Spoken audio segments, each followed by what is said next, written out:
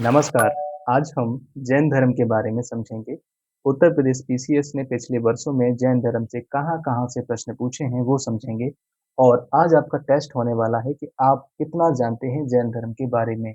जैसा कि मैं आपसे अगर पूछूं कि यापानी संप्रदाय क्या है, आजीवक संप्रदाय की स्थापना किसने की, ये सब जैन धर्म से संबंधित हैं और ये यूपी पीसीएस ने पिछले वर्षों में प्रश्न पूछे हैं। या मैं आपसे पूछूं कि कौन से तीर्थंकर ऐसे हैं जिनमें एक संप्रदाय जो है जैन धर्म का उन्हें स्त्री रूप में मानता है, और बाहुबली की जैन मूर्ति कहाँ पर स्थित है, किसने बनवाई थी।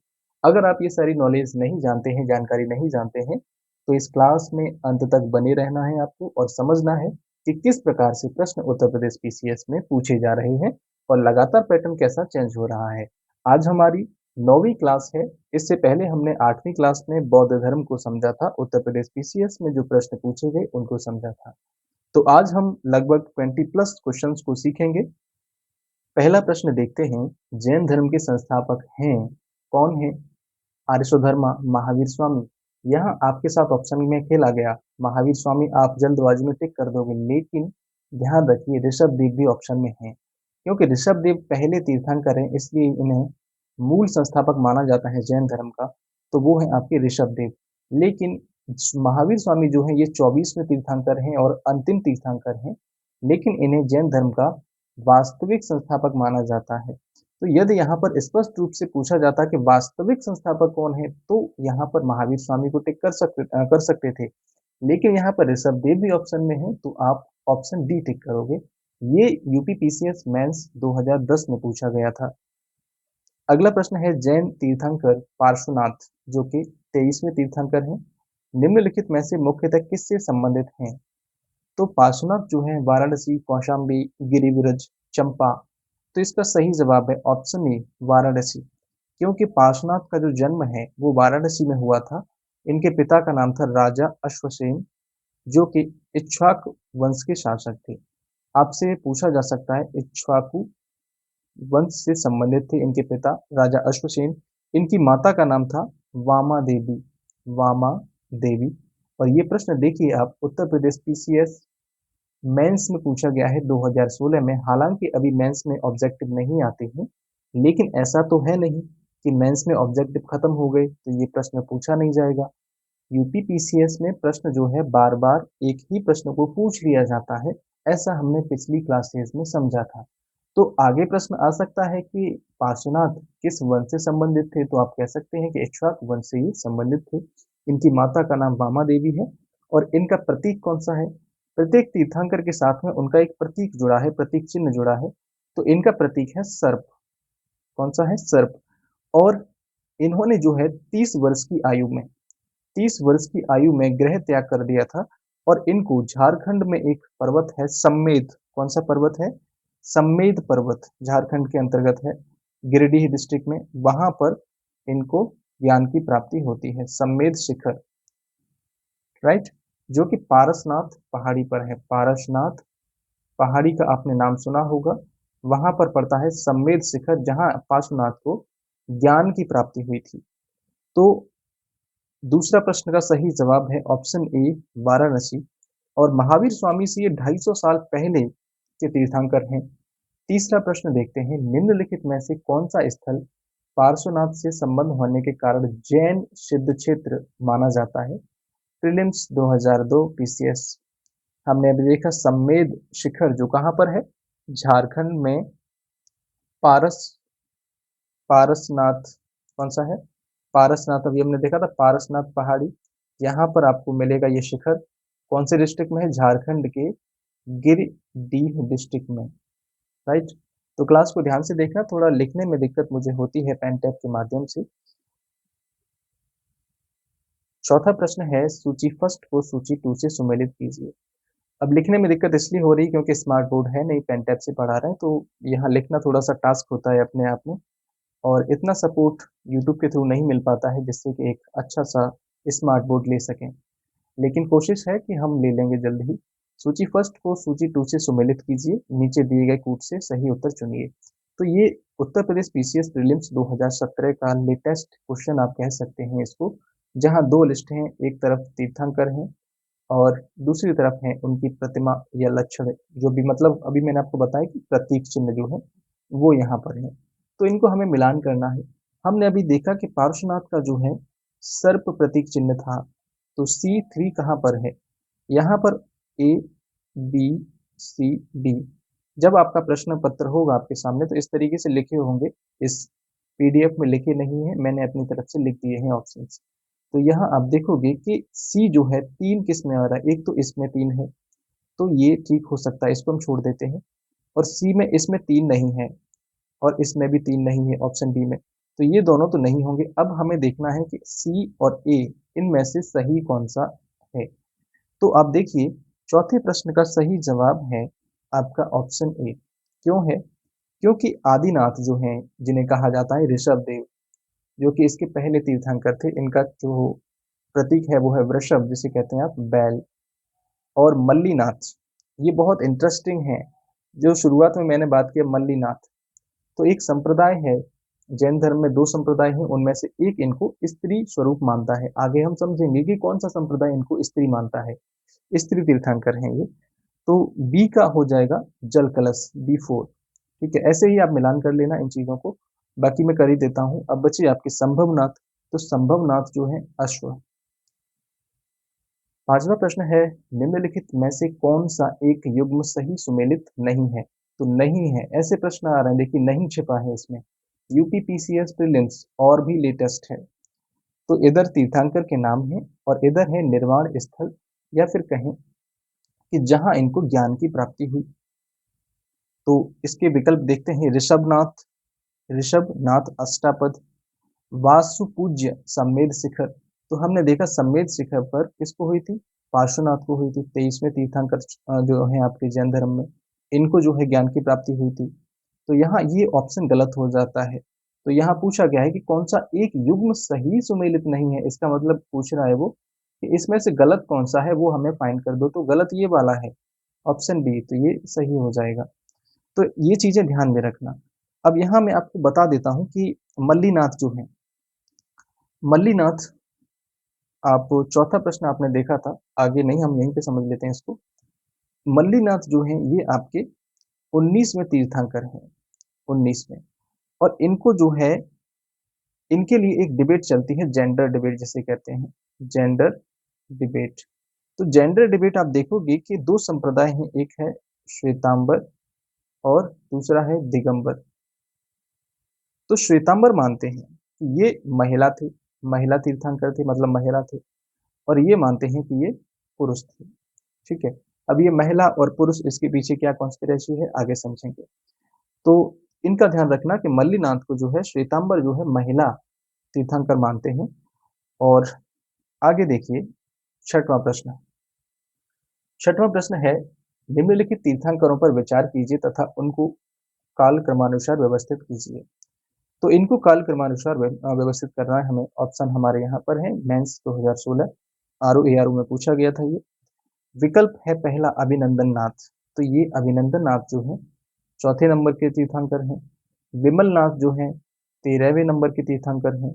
और मनु मुनि सुव्रत, ये हैं आपके 20वें नंबर के तीर्थंकर। और पदम प्रभ, ये हैं आपके 6वें नंबर के तीर्थंकर। अब आप ही बताइए इसमें सबसे पहले कौन आएंगे? तो ऑप्शन ए सबसे पहले आएगा, फर्स्ट वाला। तो ये गलत हो गया, फर्स्ट इसमें पहले नहीं, ये भी गलत हो गया, ये भी गलत हो गया। केवल यदि आपको अभिनंदन नाथ पता होते कि चौथे पर ये है और इनमें से एक आध और पता होता तो आप जो है इसको सही कर सकते थे। ठीक है, तो यहाँ पर जो है ऑप्शन ए ठीक हो जाएगा। अब थोड़ी इनसे जुड़ी हुई जानकारी देखिए, जैसे कि अभिनंदन नाथ जो हैं, इनका प्रतीक है मंकी। क्या है? मंकी। और मुनि सुव्रत, मुनि सुव्रत का है, इनका है कछुआ, कछुआ जो है। और विमलनाथ जो 13वें हैं, इनका कौन सा है? तो इनका है शूकर। और विमलनाथ संबंधित है, काम्पिल्य पड़ता है उत्तर प्रदेश के फर्रुखाबाद के आसपास, तो वहां से ये संबंधित हैं। और अब आपके कौन से बचते हैं? पद्म प्रभु। तो इनका जो प्रतीक चिन्ह है लाल कमल, रेड कमल।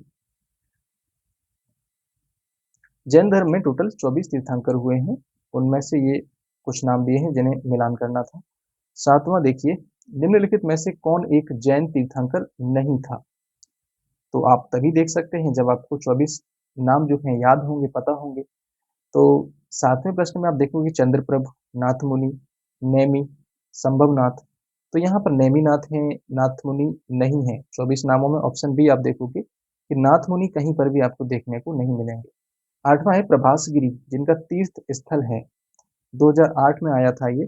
प्रभासगिरी के बारे में पूछा गया है। तो इसका सही जवाब क्या है? बौद्ध, जैन, शैव, बौद्ध। इसका सही उत्तर है ऑप्शन बी, जैन। प्रभासगिरी उत्तर प्रदेश के कौशाम्बी के अंतर्गत पड़ता है। कौशाम्बी कहाँ है? प्रयागराज के पास में पड़ता है ये। तो कौशाम्बी के पास में प्रभासगिरी पड़ता है। और बौद्ध एवं बौद्ध हैं आपके और जैन, इन दोनों का तीर्थ स्थल है ये कौशाम्बी। ये प्रश्न कई बार उत्तर प्रदेश की अन्य परीक्षाओं में भी पूछा गया कि कौन सा ऐसा स्थल है जो बौद्ध एवं जैन दोनों के लिए तीर्थ स्थल है, तो वो है आपका कौशाम्बी। तो प्रभासगिरी जो है 6वें तीर्थंकर हुए हैं आपके, 6वें नंबर के। वो कौन से हुए हैं? पदम प्रभु, पदम प्रभु से ये संबंधित है। और अगला देखिए, क्योंकि प्रभासगिरी जो पहाड़ी है यहीं पर इन्होंने तपस्या की, यहाँ पर इन्हें ज्ञान की प्राप्ति हुई। 8वां प्रश्न हो गया। 9वां प्रश्न है, दो सूचियां हैं जिसमें एक तरफ स्थल है और उनसे संबंधित तीर्थंकर हैं। आरओ या रोमांस 2021 में। अब यहाँ आपने एक चीज नोटिस की होगी कि प्रश्न जो है ज्यादा बन रहे हैं कि जो जैन तीर्थंकर हैं उनसे जुड़े हुए स्थान, वहां से प्रश्न बहुत पूछे जा रहे हैं। तो हमें उनका जन्म स्थान, उन्हें ज्ञान कहाँ प्राप्त हुआ, इन चीजों को बहुत ध्यान से देखना है। तो 9वें प्रश्न को समझिए। श्रावस्ती किनसे संबंधित है? कौन से तीर्थंकर हैं जो श्रावस्ती से संबंधित हैं? तो ऑप्शन 4 संभवनाथ, A4। ठीक है। और काकंदी, काकंदी कहाँ पर है अभी हम समझेंगे। अयोध्या देखिए, अयोध्या से संबंधित है ऋषभनाथ, जो जैन धर्म के पहले तीर्थंकर हैं। तो हमारे पास दो ऑप्शन हो गए, A1 और सॉरी A4 और C1। तो A4 कहाँ पर है? यहाँ पर फिर से नहीं, हम लिख लेते हैं ABCD। A4 कहाँ पर है? A4 हमें इसमें दिख रहा है, बाकी किसी में A4 नहीं है, तो ऑप्शन सी आपका करेक्ट हो जाएगा। तो यहाँ हम एलिमिनेशन की टेक्निक जो है उत्तर प्रदेश में आसानी से लगा सकते हैं अगर आपको थोड़ा भी पता है।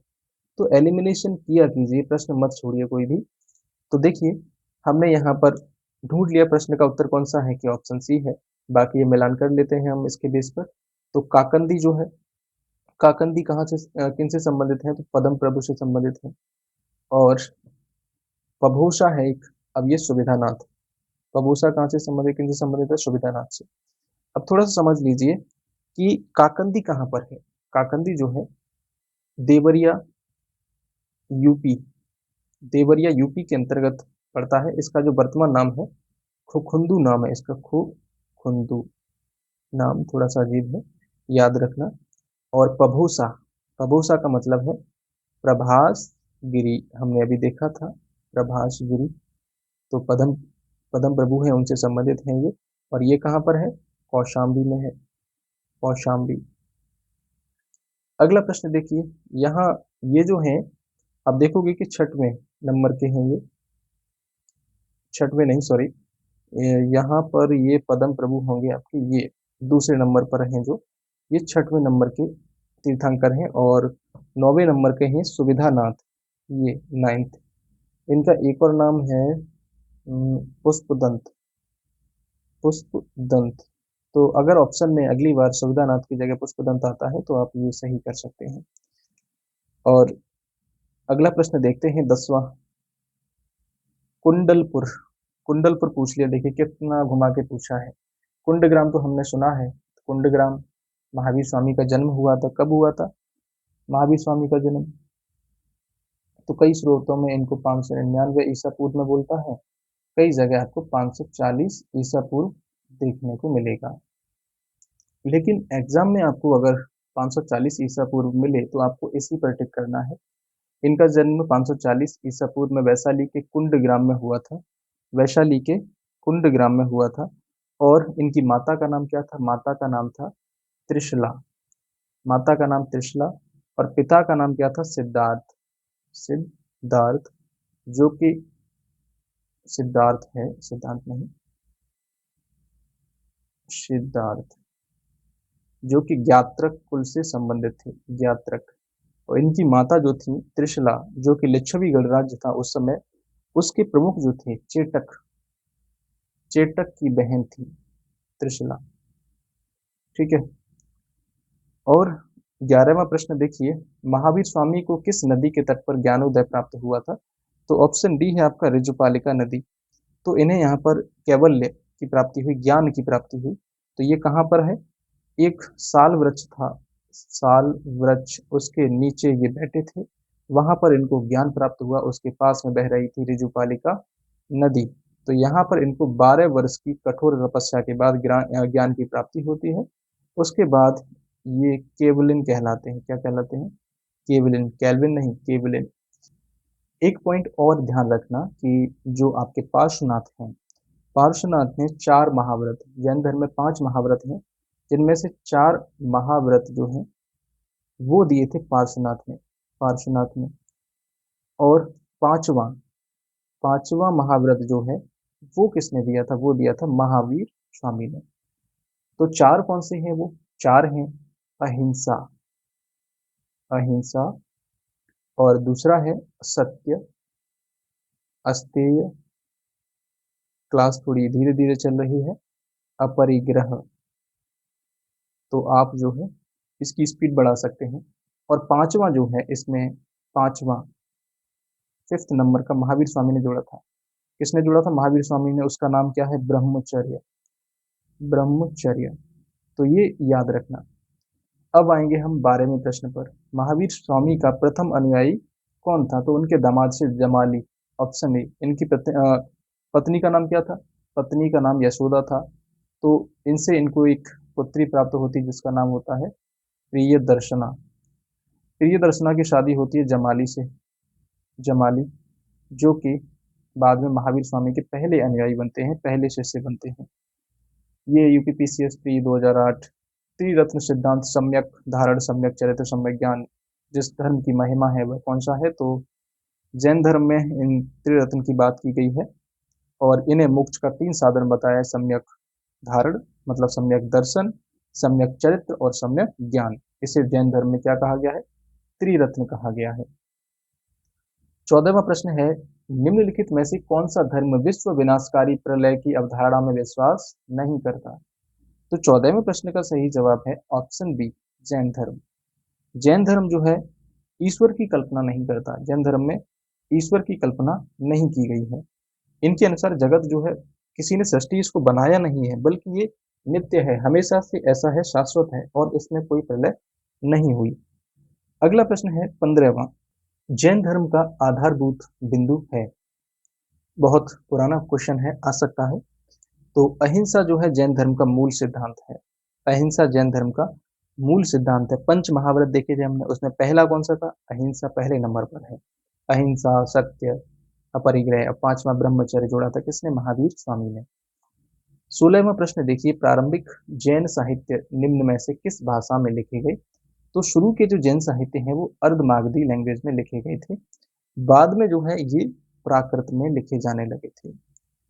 आज तकरीबन सभी भाषाओं में जैन धर्म के ये जो संकलन है मौजूद है। अगला प्रश्न है, किस जैन सभा में अंतिम रूप से श्वेतांबर आगम का, अंतिम रूप से श्वेतांबर आगम का संपादन हुआ था? तो ये देखिए इसका सही जवाब क्या है? वैशाली, वल्लभी, पावा, पाटलिपुत्र। तो इसका सही जवाब है ऑप्शन डी। तो जब आप जैन धर्म पढ़ते हैं तो आप पढ़ते हैं कि मगध में जो है अकाल पड़ता है, मगध में अकाल पड़ता है। और इस अकाल के टाइम पर एक जैन भिक्षु होते हैं, जैन साधु होते हैं, वो होते हैं भद्रबाहु।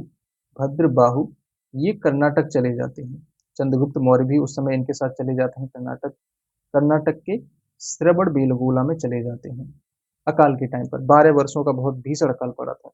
और मगध में ही रह जाते हैं, मगध में ही रह जाते हैं स्थूल भद्र, ये भी जैन साधु थे। स्थूल भद्र यहाँ रह जाते हैं। तो इन दोनों के बीच में बाद में टकराव होता है। तो अब जब अकाल खत्म हुआ तो भद्रबाहु वापस से पाटलिपुत्र आते हैं। तो यहाँ पर जो है हुआ क्या था कि मगध में जो अकाल पड़ा था उसमें धीरे धीरे करके जो जैन साधु थे, जो जैन मुनि थे, मतलब जिनको महावीर स्वामी की मुख्य शिक्षाओं का पता था, वो इस अकाल में मारी गई। और यहाँ पर अभी तक कोई भी लिखित रूप से इनकी शिक्षाएं नहीं थी। तो जब लिखित रूप से शिक्षाएं नहीं थी, मौखिक रूप से चल रही थी, एक दूसरे पीढ़ी दर पीढ़ी चल रही थी, तो बाद में होता क्या कि अकाल समाप्त होने के बाद यहाँ पर स्थूलभद्र एक सभा या सम्मेलन बुलाते हैं, जिसमें सभी जैन साधु, जैन भिक्षु ये आते हैं और यहाँ पर इनको लिखित रूप में रखना चाहते हैं वो शिक्षाओं को। तो जब यहाँ पर लिखित रूप की बात की गई, तो यहाँ 12 संकलन होते हैं। क्या हुआ? 12 संकलन होते हैं जैन धर्म के श्वेतांबर आगम में। आगम मतलब उनके ग्रंथ जो हैं।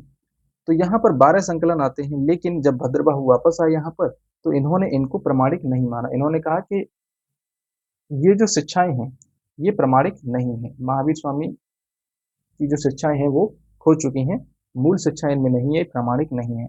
तो यहाँ से क्या होता है कि इन दोनों में टकराव होता है और ये दो खंडों में बट जाते हैं, ये दो गुटों में बट जाते हैं, श्वेतांबर और दिगंबर। श्वेतांबर जो है सफेद वस्त्र धारण करने वाले, वो कौन है? जो मगध में रह गए थे, श्वेतांबर। और दिगंबर कौन है? जो नग्न अवस्था में रहते थे, वो थे कौन? दिगंबर, जो कर्नाटक चले गए थे। राइट। अगला प्रश्न है 18वां, यापानी किसका एक संप्रदाय है? यापानी जो है जैन धर्म से संबंधित एक संप्रदाय है, जो श्वेतांबर और दिगंबर इन दोनों के तत्व इसमें देखने को मिलते हैं। किसके तत्व देखने को मिलते हैं? श्वेतांबर और दिगंबर। तो यहाँ पर एक तरीके से कह सकते हैं कि ये श्वेतांबर प्लस दिगंबर इन दोनों का मिश्रण है। जैसे कि दिगंबर से इन्होंने नग्न रहना सीखा, नग्न रहना, और श्वेतांबर से इन्होंने इनके जो ग्रंथ हैं 12 संकलन हैं, तो इनको लिया था। मतलब यहाँ से इन्होंने ग्रंथों को मानना स्टार्ट किया और इनसे इन्होंने सीखा नग्न रहना। और जापानी संप्रदाय ये मानता है कि स्त्रियां भी उसी जन्म में, मतलब स्त्रियां अपने इस जन्म में मोक्ष प्राप्त कर सकती हैं। कौन मानता है? जापानी संप्रदाय। अब स्त्रियों को लेकर, मोक्ष को लेकर जैन धर्म में भी मतभेद हैं, जैसे कि श्वेतांबर और दिगंबर में। वो मतभेद क्या है? तो दिगंबर ये मानते हैं कि स्त्री शरीर में मोक्ष की प्राप्ति नहीं हो सकती, स्त्री शरीर में मोक्ष नहीं मिल सकता, इसके लिए हमें पुरुष होना पड़ेगा, पुरुष शरीर में ही मोक्ष की प्राप्ति संभव है। और श्वेतांबर ये मानते हैं कि स्त्री शरीर में मोक्ष प्राप्त हो सकता है, निर्वाण की प्राप्ति हो सकती है। जैसा कि आपने देखा कि मल्लीनाथ को ये स्त्री तीर्थंकर मानते हैं। कौन मानते हैं? श्वेतांबर। तो ये चीज ध्यान में रखना, क्योंकि श्वेतांबर मानते हैं कि आत्मा का कोई लिंग नहीं होता। और मल्लीनाथ, जो मल्ली कुमारी भी कई जगह आपको देखने को मिलेगा, उसको ये मानते हैं कि मल्लीनाथ एक महिला थी। और ये कहते हैं कि वस्त्र जो है मोक्ष में बाधक नहीं है। और दिगंबर मानते हैं कि जो वस्त्र हैं वो मोक्ष में बाधक हैं। तो आगे अगला प्रश्न है 19वां, आजीवक संप्रदाय। हम इसको डिटेल में समझ सकते हैं, लेकिन क्लास बहुत लंबी हो जाएगी। आजीवक संप्रदाय के संस्थापक थे। 19वें प्रश्न का सही जवाब है मक्खली गोसाल। तो मक्खली गोसाल जो है शुरू में जो महावीर स्वामी के शिष्य थे, बाद में उनसे कुछ मतभेद हुआ, तो इन्होंने उनकी शिष्यता छोड़कर अपना एक अलग धर्म चला लिया, जिसे कहते हैं आजीवक संप्रदाय। और इसका जो मूल उद्देश्य था, मूल जो दर्शन है, वो है नियतिवाद। नियतिवाद ये मानते हैं कि हर चीज पहले से तय है और प्रत्येक वस्तु जो है भाग्य द्वारा नियंत्रित होती है पहले से। मतलब सब कुछ तय पहले से, नियति में लिखा है। जो तुम आज कर रहे हो, आज आप जो क्लास बैठकर कर रहे हो, ये भी लिखा हुआ है। आप अभी खाना जो खाओगे वो भी लिखा हुआ है। तो सब कुछ लिखा हुआ है। ये कौन है? आजीवक संप्रदाय। 20वां प्रश्न बहुत ही इंटरेस्टिंग है, 2023 में पूछा गया था ROARO प्री के री एग्जाम में। इसमें आजीवक संप्रदाय से ही आया था। आजीवक संप्रदाय के लोग प्रायः वनों में रहते हैं। कई सारे स्टूडेंट ने इसको ठीक किया। इस संप्रदाय का मौर्य युग में काफी मान रहा। तो जिन्होंने इसको दोनों ठीक कर दिए, उनके मतलब अंक बराबर मिले, क्योंकि यूपीपीसीएस ने इसको, जो ROARO में परीक्षा हुआ उसने आयोग में इन दोनों को सही माना था। लेकिन यहाँ पर ये वाला ऑप्शन गलत है, क्योंकि ये वनों में नहीं रहते थे। इनका मुख्य केंद्र जो है वो श्रावस्ती था, जो कि एक नगर है। श्रावस्ती उस समय नगर था, व्यापारिक केंद्र था। यहाँ पर इनका मुख्य केंद्र हुआ करता था।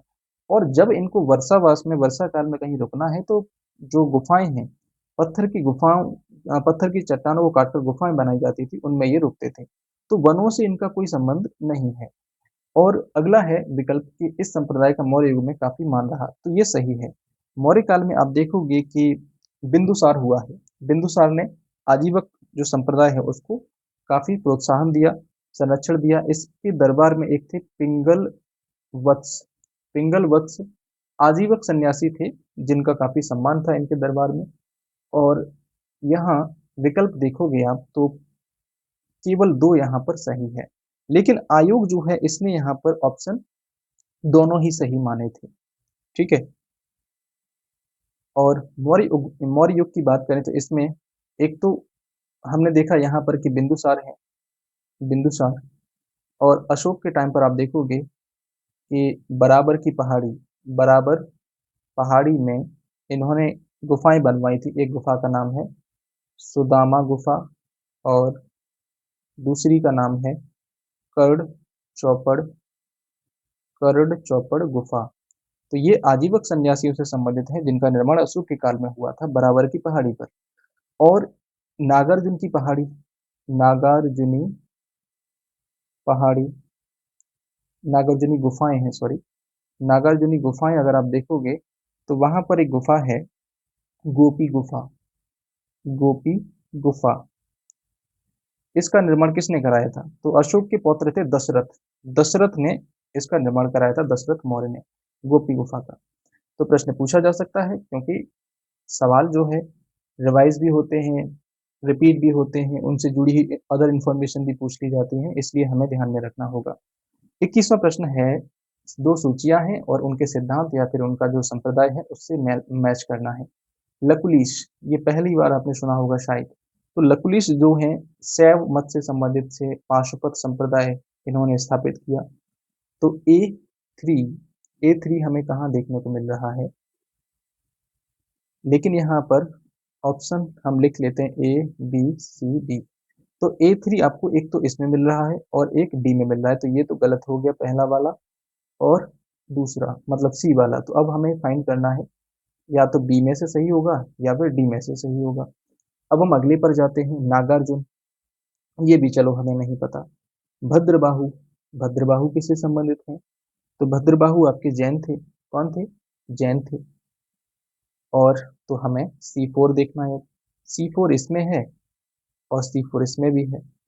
तो ये तो बड़ा मुश्किल हो गया, 2017 में पूछा गया है। मक्खली घोषाल की बात करें तो आजीवक सन्यासी थे ये। तो D1 किस किस में आ रहा है? तो इन दोनों में हमें देखना, D1 इसमें आ रहा है, इसमें D1 नहीं है, तो ऑप्शन बी आपका ठीक हो जाएगा, ऑप्शन बी।